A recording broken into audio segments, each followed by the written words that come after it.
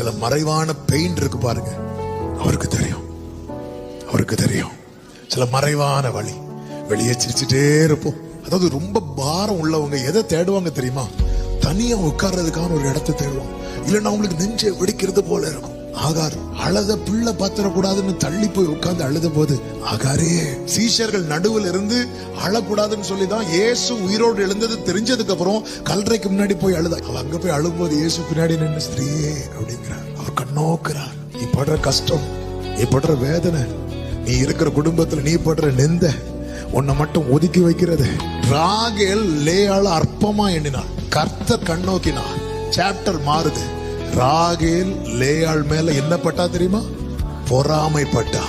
ஆகாதென்று தள்ளின கல்லை, ஆகாதென்று தள்ளின கல்லை, ஆகாதென்று தள்ளின கல்லை தலைக்கல்லாய் மாற்றி.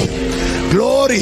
இன்னைக்கு உன்னை அற்பமா பார்க்கிறவங்க நாளைக்கு உன்னை பார்த்து பொறாமைப்படுற அளவுக்கு கர்த்தருடைய பார்வை உண்மையில